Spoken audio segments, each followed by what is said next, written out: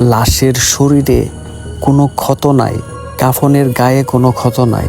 একদম ঠিক যেভাবে লাশ দাফন করা হয়েছিল গতকালকে, ঠিক তেমনই আছে।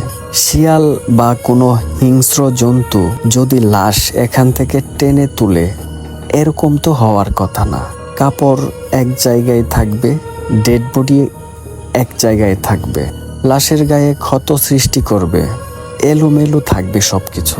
কিন্তু মনে হচ্ছে খুব সুন্দরভাবে কোনো মানুষই এই কবরটি খুঁড়েছে। সুন্দরভাবে বাঁশগুলো এক পাশে রাখা এবং লাশটা একটা পাশে সুন্দর করে রেখে দেয়া। তখন কেউ কেউ বলেন, মনে হয় কোনো লাশ চোর বা কাফন চোর এরা এই কাজটি করতে পারে। তো কাফন চোর যদি করে থাকে, তাহলে কাফন তো নেইনি, কেন হলো? আবার লাশ চোর যদি এসে থাকে, তাহলে লাশেরও তো কোনো অঙ্গ প্রত্যঙ্গ তেমন কোনো ক্ষত দেখা যাচ্ছে না। তাহলে কে এই কাজটি করলো? তখন তারা চিন্তা করে হয়তোবা কাজটি করার চেষ্টা করেছিল, মানুষজন চলে এসেছে, এজন্য মনে হয় পারে নাই।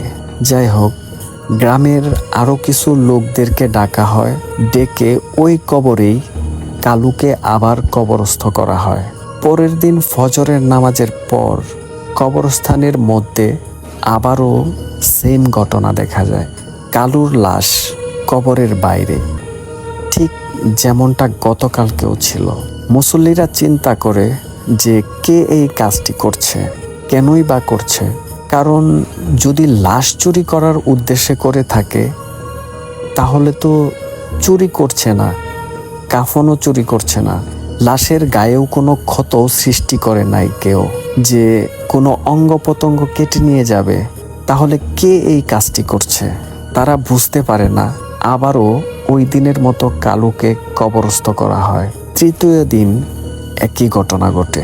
এবার গ্রামের লোকজন সমবেত হয়ে আলোচনায় বসে যে এই কাজটি কে করতে পারে। ওই সময় ওই জায়গাতে রুহুল আসে। এই 2 দিন কিন্তু রুহুল আসেনি এখানে, কিন্তু তৃতীয় দিন আসে। আসার পরে রুহুল বলে, যেহেতু বারবার লাশটি কেউ কবরের বাইরে রেখে দিচ্ছে, এখানে কবর দেওয়ার দরকার নাই, অন্য জায়গায় কবর দিন।